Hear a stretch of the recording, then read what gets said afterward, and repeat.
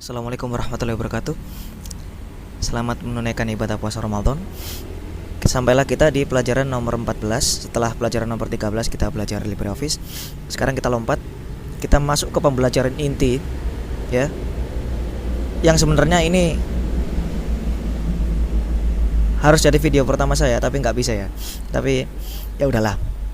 Ini adalah pelajaran sistem manajemen paket, ya. Di Ubuntu, saya ngajar Ubuntu ya. Mohon maaf saya nggak ngajarkan distro lain, saya ngajarkan Ubuntu. Ketika Anda ya memulai sebuah distro Linux, Anda harus mempelajari dua hal saja. Yang pertama, satu ya, sistem manajemen paket. Yang pertama, yang kedua, Anda belajar konfigurasi. Sebenarnya cuma dua hal ini. Ketika Anda mempelajari sebuah distro Linux, dimanapun Anda pergi, apapun yang Anda lakukan pada dasarnya cuma dua hal ini. Kalau Anda nggak percaya, coba buka forum manapun, lihat pertanyaannya, lihat pertanyaan apapun yang di situ, lihatlah solusinya atau permasalahannya. Selalu mereka akan menyebutkan atau melibatkan sistem manajemen paket, program, instalasi program, remove program, semuanya tentang itu. Konfigurasi pun akan kembali ke sistem manajemen paket. Maka pelajaran terpenting ketika Anda mulai belajar Linux, yaitu Ubuntu ini, adalah sistem manajemen paket. Inilah pelajaran yang pertama kali harus Anda pelajari ketika Anda mulai mengenal Ubuntu. Jika Anda belum pernah mempelajarinya, mulai sekarang juga, karena ini adalah sesuatu yang Anda butuhkan di semua distro apapun itu, dan selalu Anda butuhkan di Ubuntu kapanpun dan dimanapun. Ya, ini basic dari semua basic yang ada kalau Anda ingin belajar Ubuntu, distro Ubuntu, oke? Dan sistem manajemen paket Ubuntu itu bahasanya Linux sistem manajemen paket ya, package management system. Di Linux bahasanya seperti itu, tapi di Windows bahasanya add remove program. Nih saya lihat add remove, ada di remove program. Nah, ini bahasa Windowsnya untuk sistem manajemen paket. Jadi kita akan berbicara mengenai bagaimana install, bagaimana uninstall, bagaimana mengelola program yang ada di dalam komputer kita dengan sistem manajemen paket. Itulah inti pelajaran sistem manajemen paket. Jika Anda belum bisa memahaminya, kenapa kok penting, ya nggak apa-apa, ikuti aja pelajaran ini. Dan pertama-tama yang ingin saya katakan adalah syaratnya Anda wajib memiliki Synaptic dan GDB, ya. Kewajiban Anda dalam menginstal Synaptic dan GDB dalam pelajaran ini saya wajibkan untuk menginstal. Kenapa? Ini nggak dipakai dalam pelajaran kali ini. Ya, cuma ini nanti kita akan belajar ini di sini, di Synaptic dan GDB yang terakhir ini. Tapi ini akan sangat Anda butuhkan nanti. Intinya, ketika Anda menginstal Ubuntu, yang pertama kali harus Anda lakukan adalah install Synaptic dan install GDB. Setelah Anda punya dua ini, terserah Anda mau belajar apapun bisa. Ya, itu dasar pelajaran Ubuntu dari saya.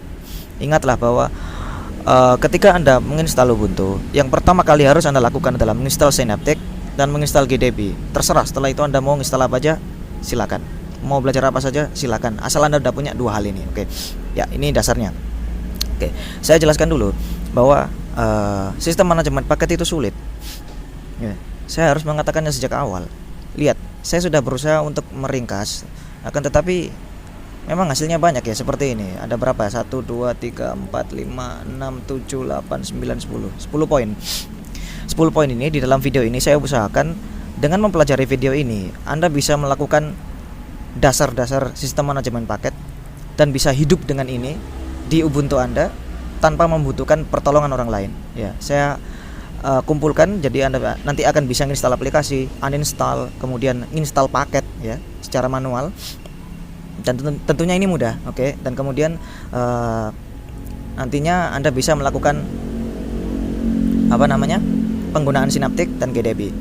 Itu aja dasar-dasar Anda harus paham. Ini kelihatannya aja panjang dan kelihatannya sulit, tapi sebenarnya tidak sulit asalkan Anda punya guru yang bisa memahamkan ini. Oke, kali ini saya akan coba pahamkan dengan sederhana, bahasan yang sederhana. Semoga ini mudah, dan memang akan mudah jika Anda tahu jalannya. Oke, kita mulai ya, mulai dari selayang pandang. Kita belajar yang pertama dulu, selayang pandang dulu. Ya, pertama Anda perlu tahu bahwa sistem manajemen paket di Linux pada umumnya itu mewajibkan internet. Ya, ini dasar yang harus dipegang dulu. Wajib adanya internet. Internet. Jadi ketika kita mau install aplikasi, kita harus punya internet. Tapi kalau uninstall kita nggak perlu. Oke. Yang pertama-tama, seluruh program dan aplikasi di Linux itu terdiri didistribusikan, diberikan kepada Anda itu dalam bentuk source code. Ya, ada dua bentuk program ya. Satu source, yaitu source ini maksudnya source code, jadi resep asli programnya ya, yang sebuah aplikasi itu diciptakan dari source code. Semua aplikasi diciptakan dari source code. Kemudian dalam bentuk binary. Nah, kalau Anda tahu paket .deb, .exe, .deb ini disebutnya paket binary. Nah, yang tinggal langsung install itu dua hal, source dan binary. Kenapa kok source? Karena ya namanya open source, nggak mungkin nggak ada source-nya.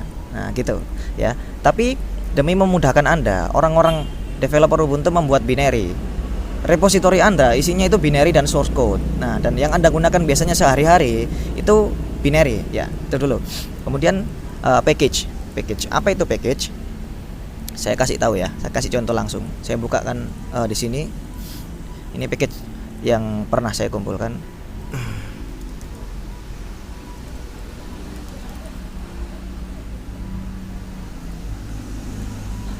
Ya.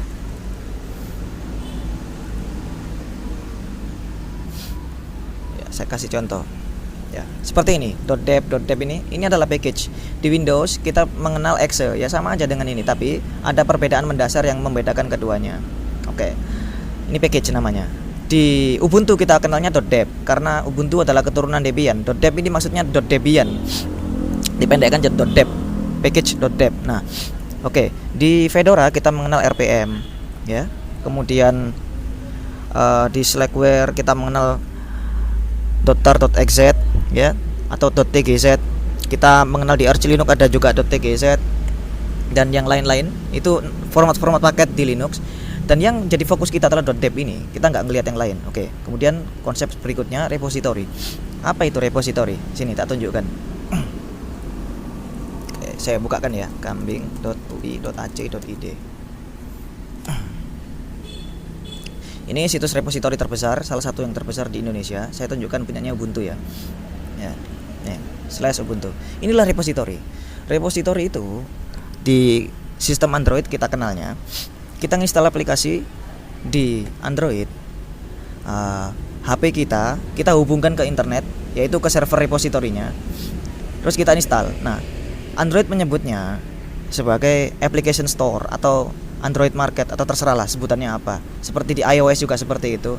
Sistem yang terpusat seperti itu namanya repository. Dan Linux menggunakan itu sejak lama. Ya, namanya repository. Nah, itu server pusat aplikasi yang kita nginstal aplikasi dari sana. Ya, jadi intinya kita nginstal aplikasi, sistem manajemen paket di Ubuntu.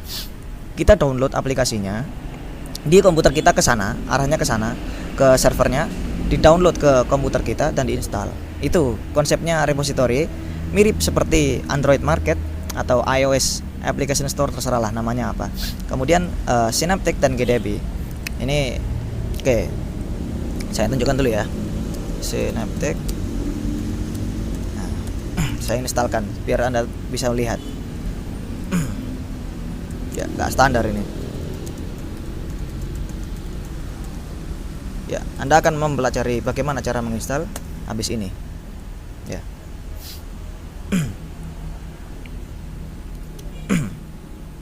Ya, oke.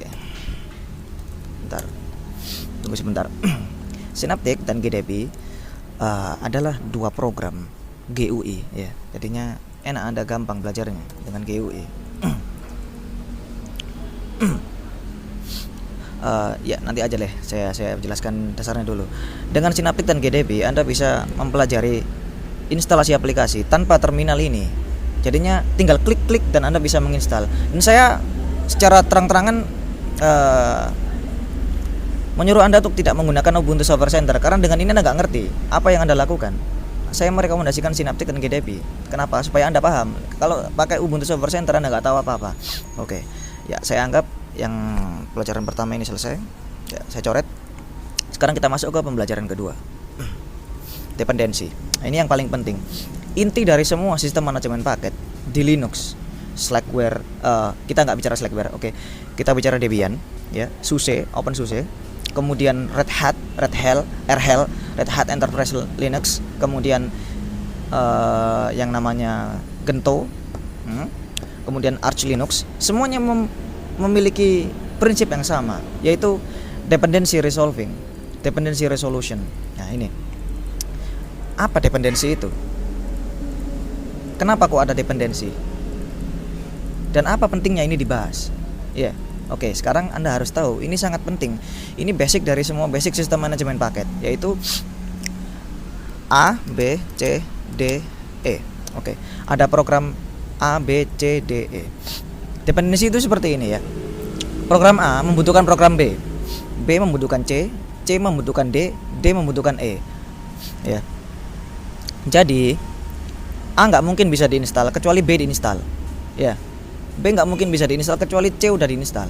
Jadi yang pertama kali harus dipenuhi adalah E dulu, baru D, baru C, baru B, baru A. Nah, semua ini rangkaian kebutuhan ini, ketergantungan ini namanya dependensi. Di Windows kita mengenal aplikasi. Kalau kita mau install aplikasi ya, kita pernah, mungkin Anda pernah, ketika mau install aplikasi dia minta .NET Framework. Itu berarti dia membutuhkan .NET Framework, dan ini adalah prinsip dependensi juga di Windows. Nah, satu program membutuhkan program lain. Sedangkan di Linux, kenapa kok ada dependensi? Karena kita beda madhab ya.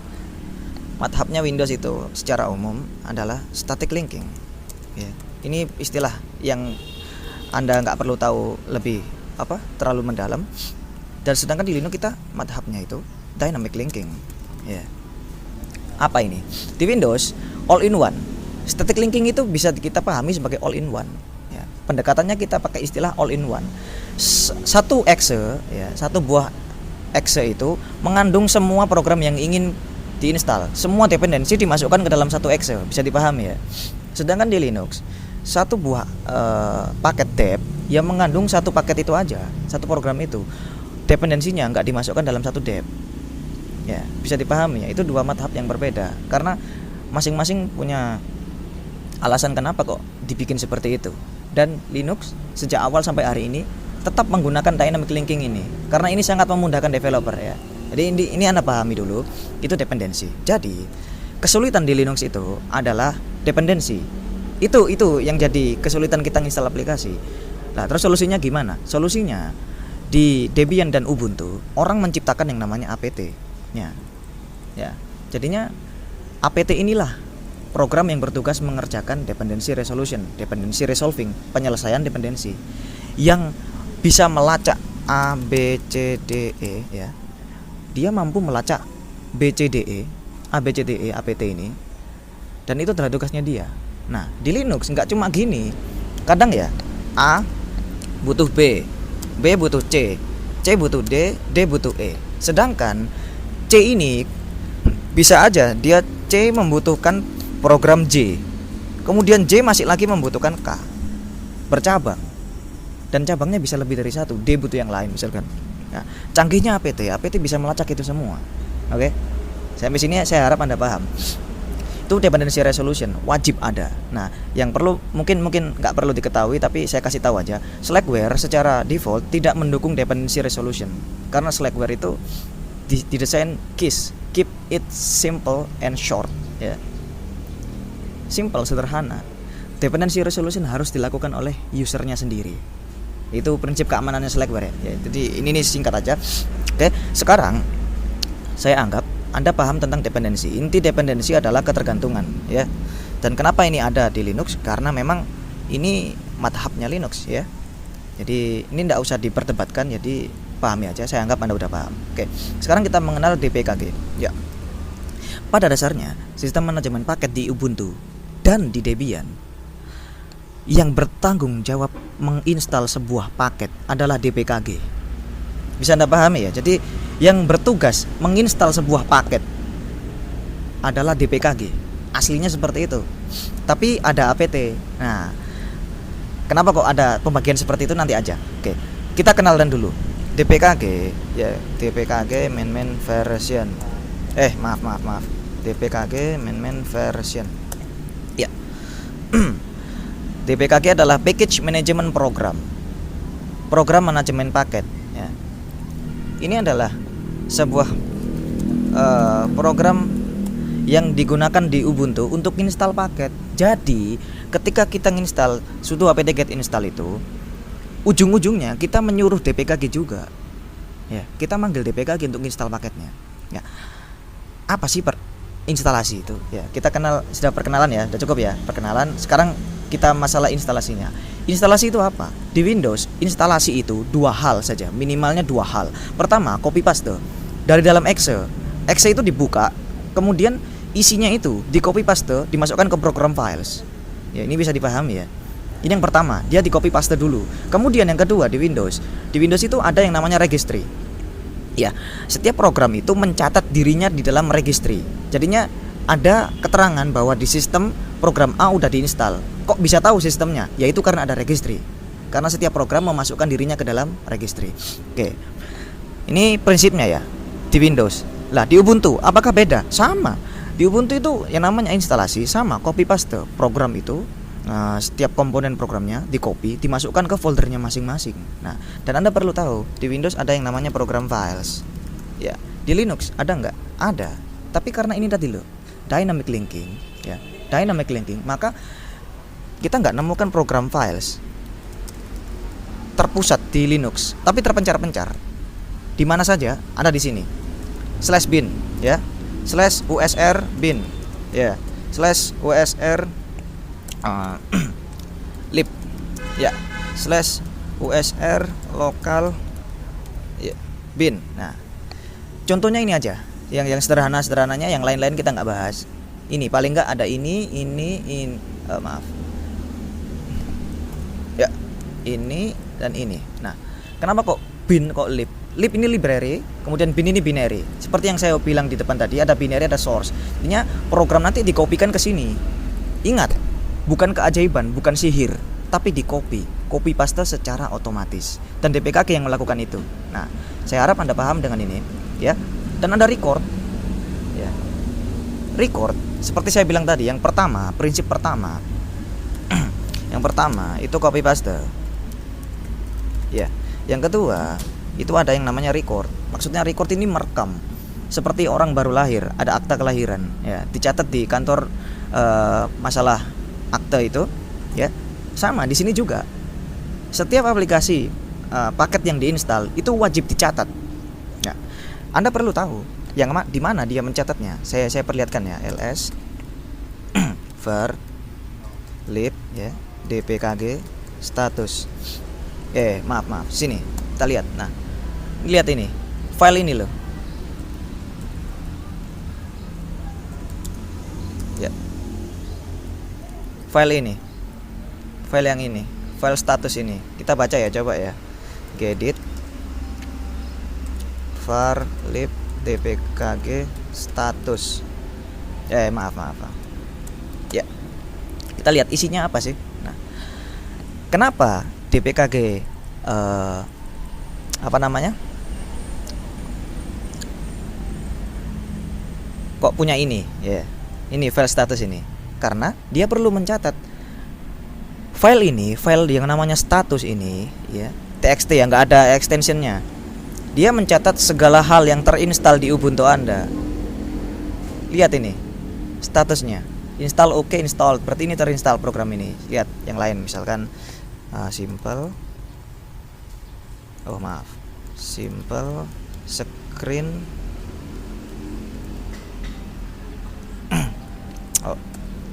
ya, ini program yang baru saya pasang tadi.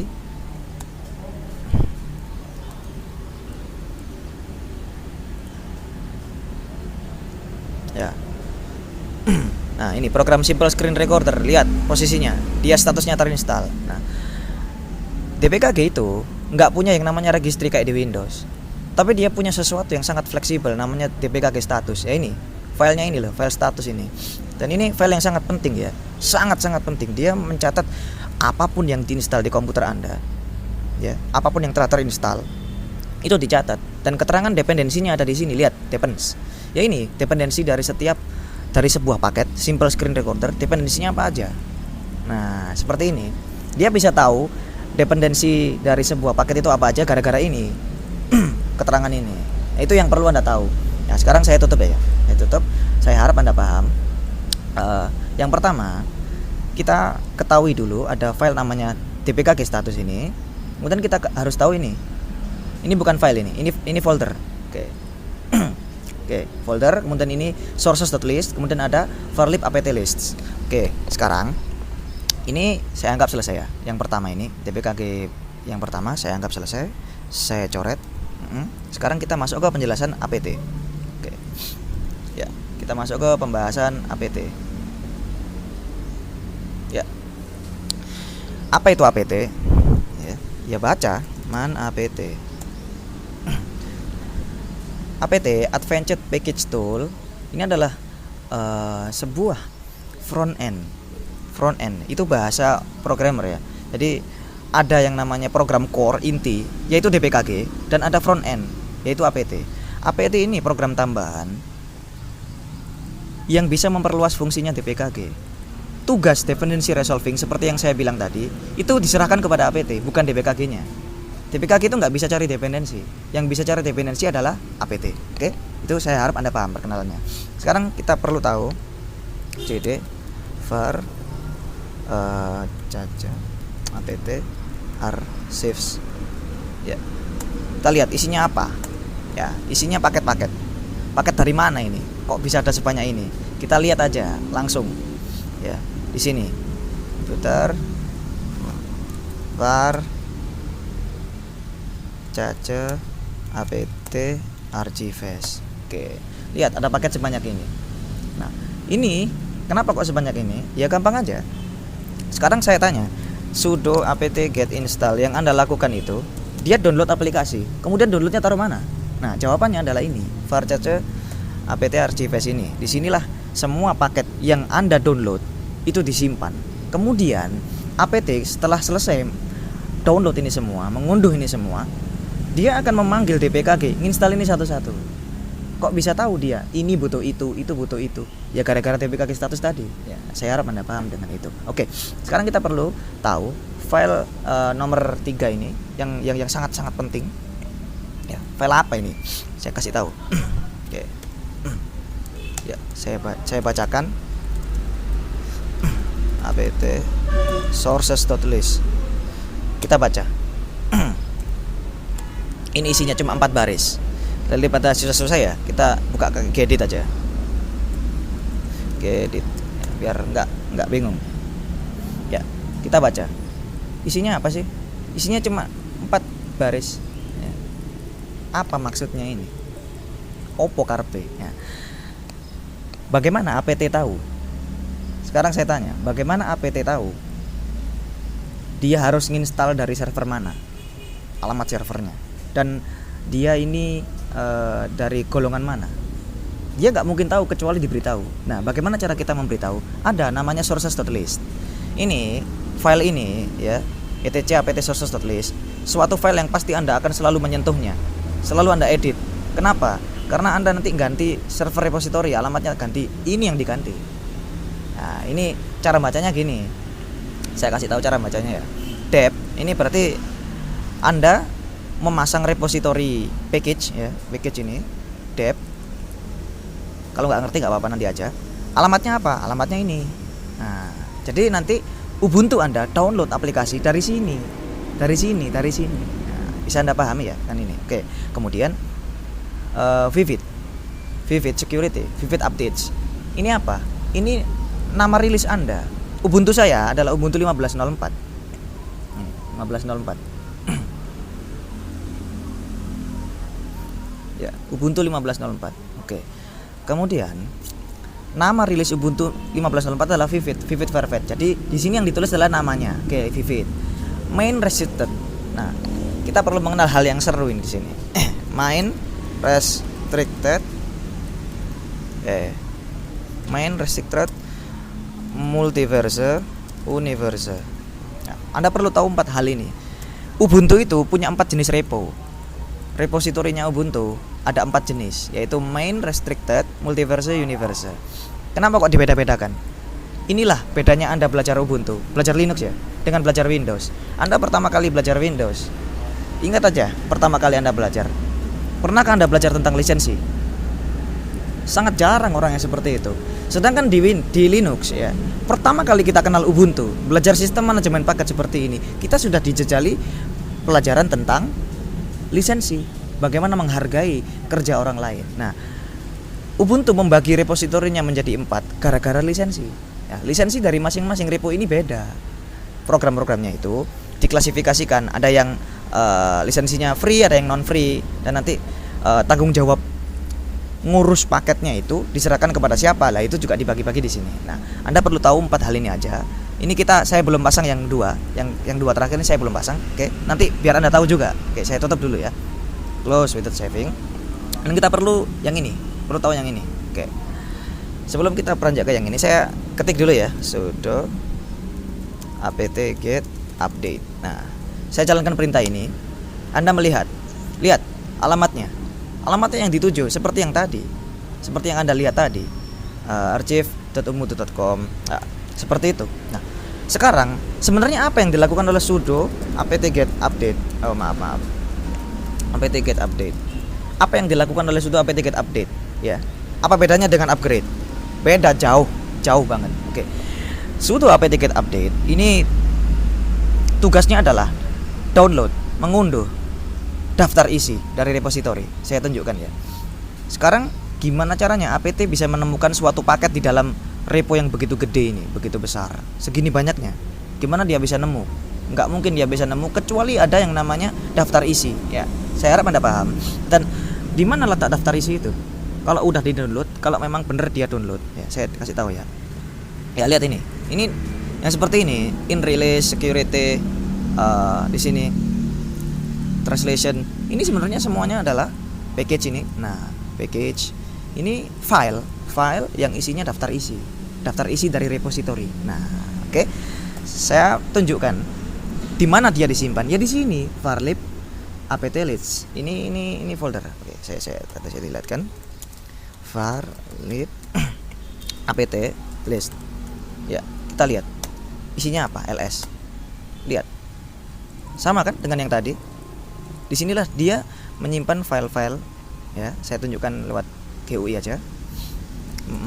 Varlib apt-list. Oke, ya. Lihat file-file ini. Ini file teks. Ya, saya kasih contoh satu ya. Yang mana ya enaknya? Ini aja. Open with gedit. Oh, ini kosong nih. Yang mana ya? Coba ini aja. Ya, coba yang ini aja, yang gede. Ya, lihat. Mirip kan dengan dpkg status tadi. Nah, inilah di sini kita akan mengerti bahwa dia menyimpan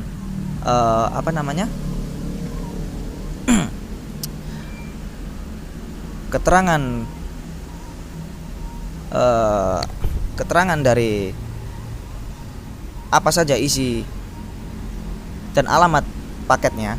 Lihat ini, pool main empathy account plugin ya. Inilah alamatnya di setiap sesi penulisan ini, setiap paket ini paket ya. Ada alamatnya di sini. Nah, oke. Jadi Anda paham sekarang gimana dia kok bisa menemukan, karena semuanya bertanggung jawab, nggak ada sihir di sini, nggak ada keajaiban. Jadi setiap repo punya daftar isi, dan ketika kita memakai sebuah repo, kita selalu sudo apt-get update untuk mendapatkan daftar isi itu. Nah, di mana disimpannya? Di folder ini. Ya, Anda mengenal 4 file, ya. Ini folder ya, 2 file, 2 folder yang penting.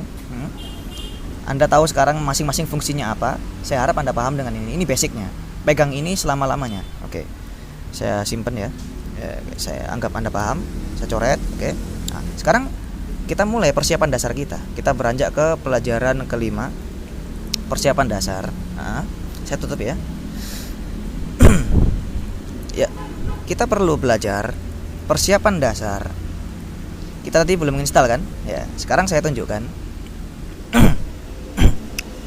Kita perlu mengaktifkan semua repo, karena pada dasarnya main restricted universe multiverse, yang verse ini Ya, yang verse ini nggak aktif. Ketika Anda baru saja fresh install Ubuntu, dua repo ini nggak aktif.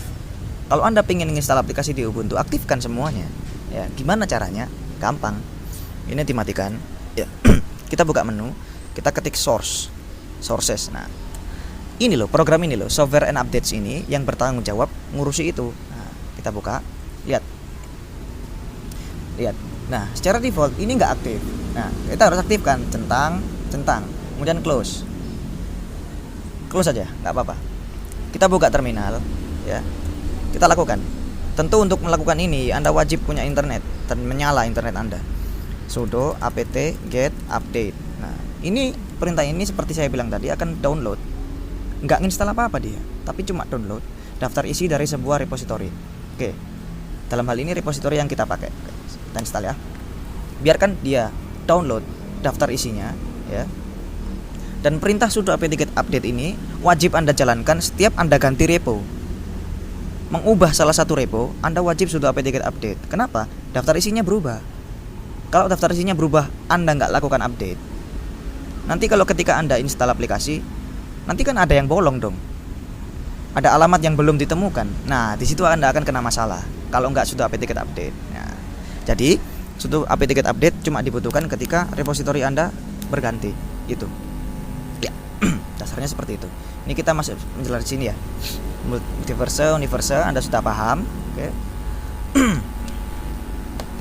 Ya, Anda juga sudah mengerti sudo apt get update SAGU, ya. Tinggal ini selesaikan aja dulu.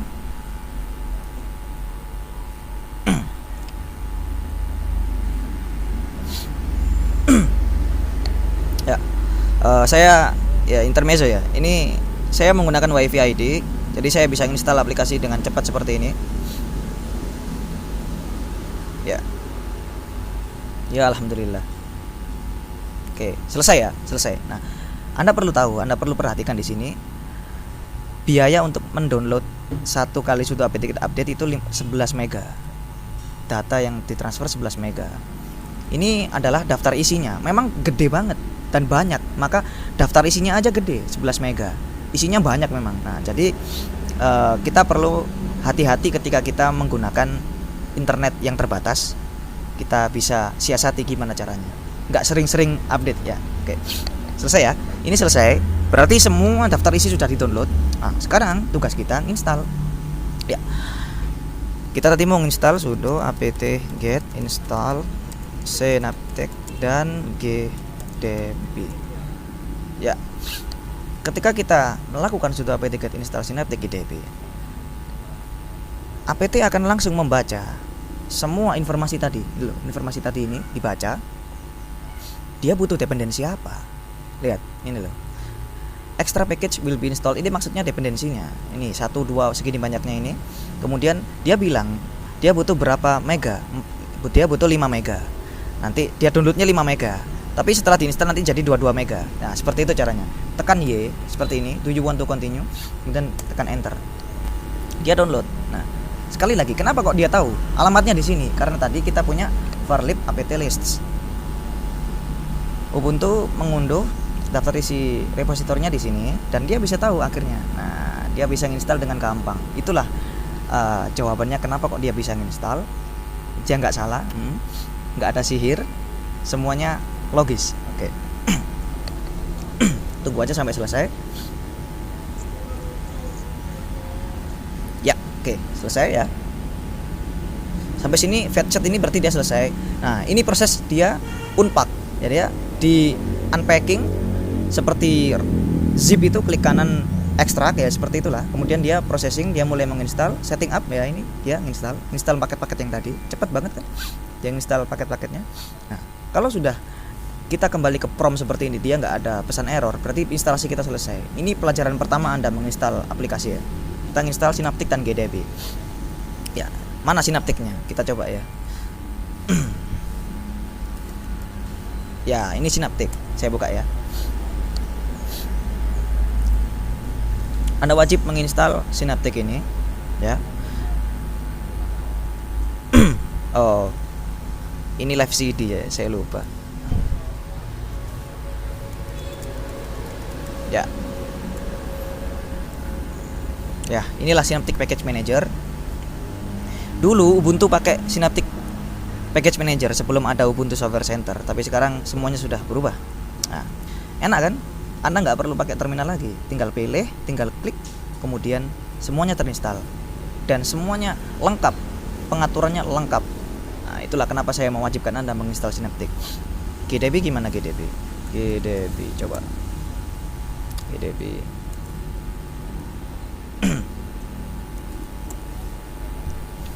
Ini GDB. Dan kita akan mencobanya nanti di sini di silabus yang berikutnya.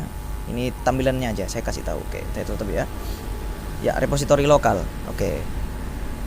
Kembali buka tadi sources ya, source software and updates kita buka. Nah, kalau kita pengen ganti server ya dari luar negeri, sebenarnya saya sekarang pakai luar negeri nih ya.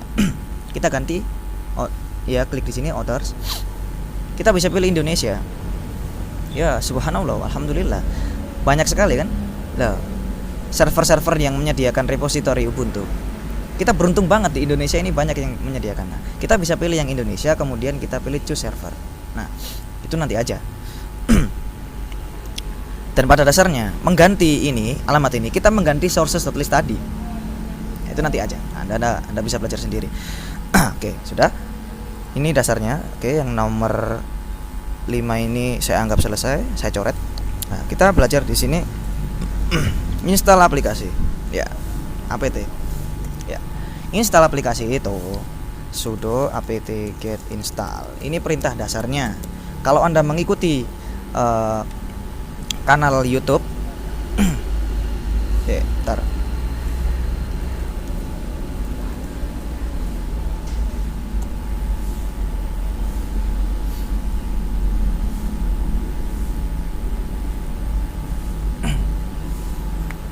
Ya.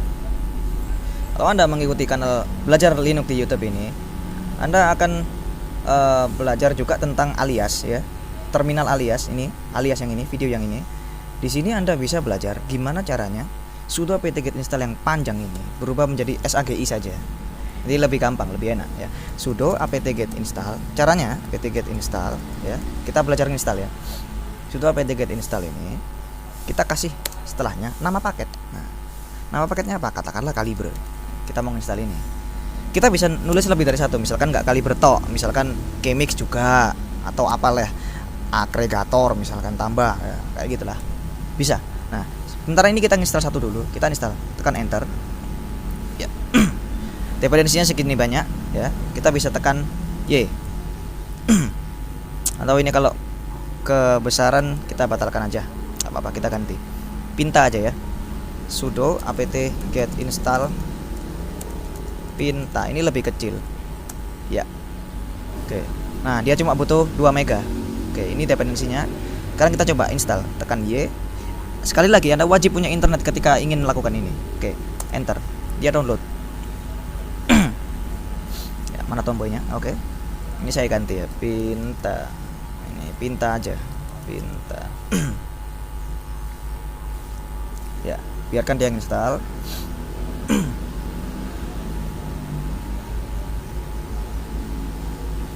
Oke. Ya. Ya, selesai. Ya, dia selesai kan? Buka menu Pinta, apakah ada? Nah, ini Pinta. Oke. Udah. Itu contohnya ya. Contoh. Nah, sekarang gimana? Kita kembali ke silabus. Ini Anda saya harap sudah mengerti. Nah, ya, saya hapus, saya coret. Kita masuk ke pembahasan remove. Ada install, ada uninstall. Ada memasukkan, ada mengeluarkan.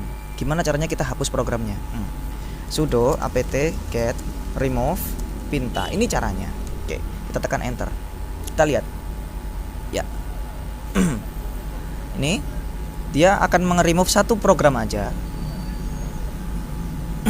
Pinta. Ya, kita tekan Y, kita enter.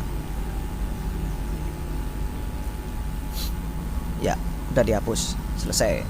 Nah, ini pada dasarnya remove-nya seperti ini. Nah, sekarang kita coret. Ya. Saya harap Anda paham dengan ini. Sekarang kita masuk ke pembahasan DPKG. Anda wajib tahu ya ini ya, biar Anda nggak bingung.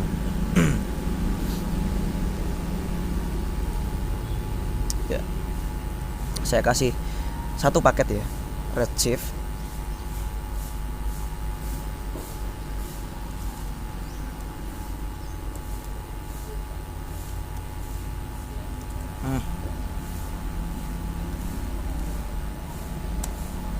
Ya, di sini paket. Oh, bukan di sini. Bukan.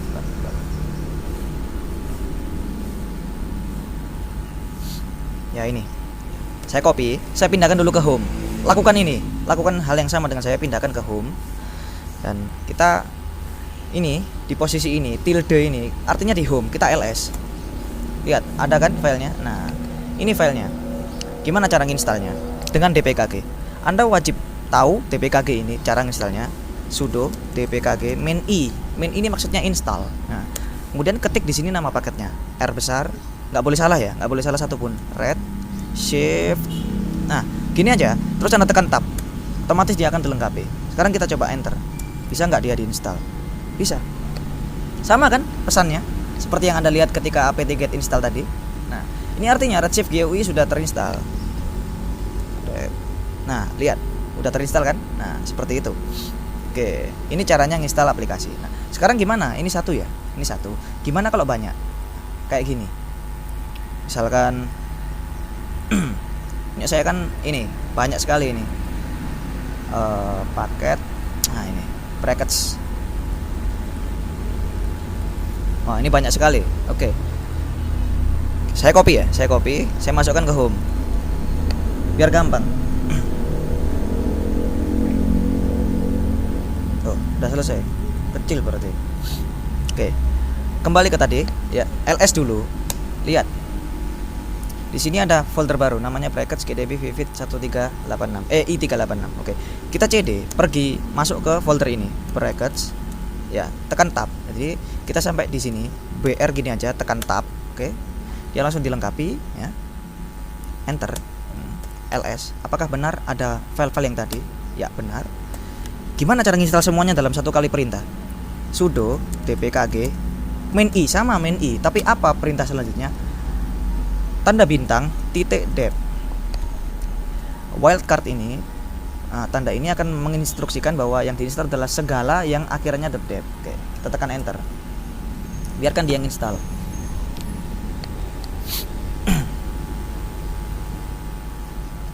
Dan ketika Anda melakukan ini, Anda nggak butuh internet, karena yang Anda lakukan adalah satu, ekstrak, ya, kedua, copy paste, yang ketiga, record ke dalam database, yaitu tadi yang di dalam dpkg status tadi. Nah, itu konsepnya seperti itu. Oke. Ya. Biarkan dia menginstal. Indah.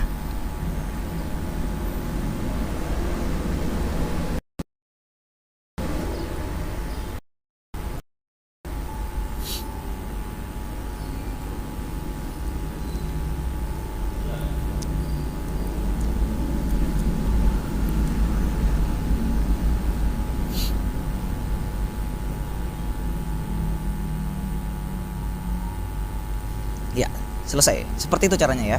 Anda belajar menginstal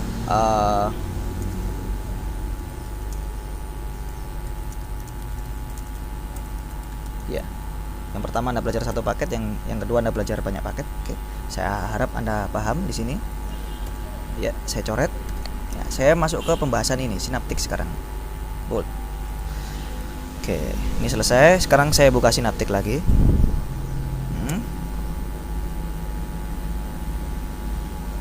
Ya, saya buka Synaptic, saya install aplikasi. Ini jauh lebih gampang daripada yang di terminal ya. Chromium, kita coba cari. Lihat di sini, Chromium browser yang inilah, klik. Ya, kita klik di kotaknya ini, mark for installation. Kita mau install kan? Oke. Kita lihat apa yang nanti akan ikuti, dependensinya apa aja. Ini dua ini. Nah, dia jelaskannya kayak gitu Synaptic. Oke. Mark. Kemudian tekan apply. Ya. Dia akan bilang, nih, yang mau diunduh 56 mega. Nanti kita akan installnya butuh 200 mega. Oke, apply.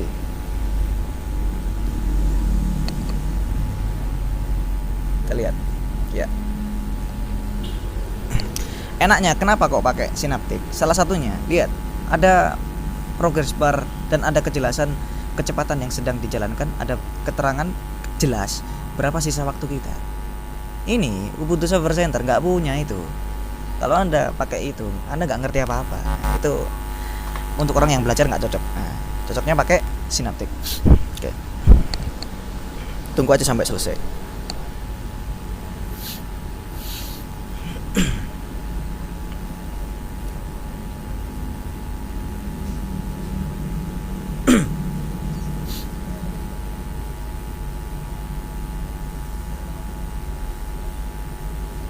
Ya. Oh iya. Intermezzo sembari menunggu. Walaupun Anda menggunakan GUI seperti ini, Synaptic Package Manager, sama aja dengan menggunakan apt. Semua paket di-download ke tempat yang sama, yaitu ini ya, Archives ini. Var cache apt Archives. Ya.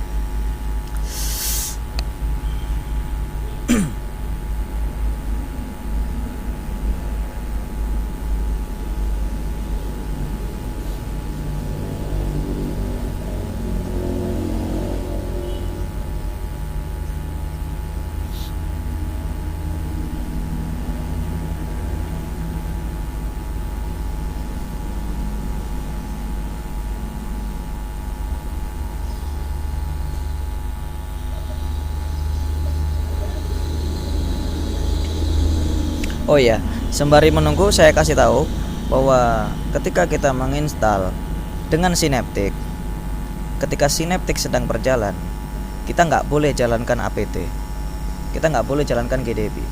Kenapa? Karena hanya satu sistem apt yang boleh berjalan dalam satu waktu. Nah itu mungkin salah satu kelemahan kita di Ubuntu, kita nggak bisa install dua program berbarengan ya, sistem manajemen paketnya ya. Nggak boleh itu. Kalau nanti Anda paksakan, nanti Anda akan error. Ya, seperti itu. Ya, namanya juga live CD.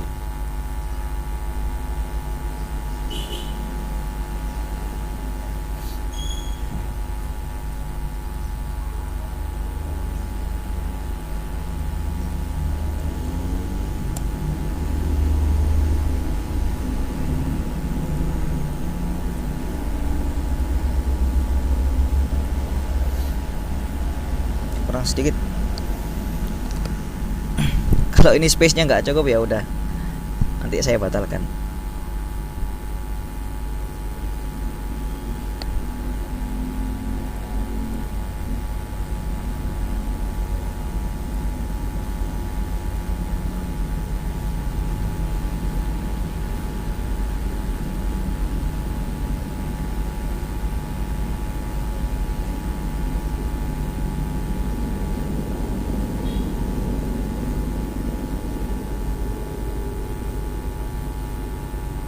Ya, ujung-ujungnya Synaptic juga akan memanggil DPKG ya, seperti ini. Ujung-ujungnya seperti itu, nggak ada bedanya ya. Ya sudah pasti ini karena nggak cukup posisinya ya. Seenggaknya Anda paham gimana caranya install. Ini errornya kenapa? Karena space-nya nggak cukup, arti saya nggak cukup, memori saya nggak cukup ya.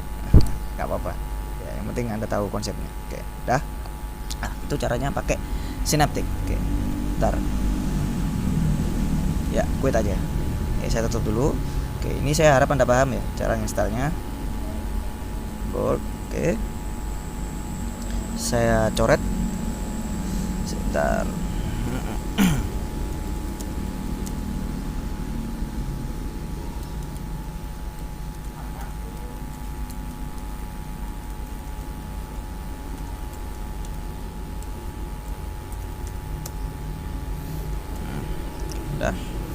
Sekarang saya perlihatkan package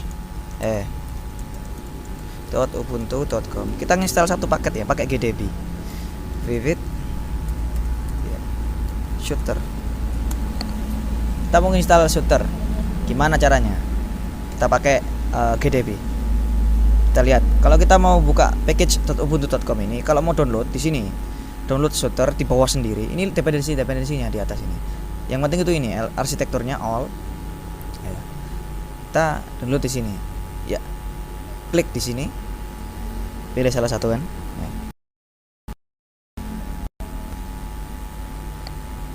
Ya. Nih .deb. Oke, save file. Ya, udah. Kita buka.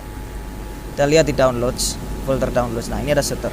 Gimana cara installnya? Ya, klik kanan, open with GDB package installer. Nah, kita buka. Nah. Ya. Ini nanti sebenarnya gara-gara tadi jadi error nih. Ya, intinya seperti itu. Open with GDB package installer. Oke. Nanti Anda akan diberitahu dependensinya apa aja. Kemudian tinggal klik install, dia otomatis akan download.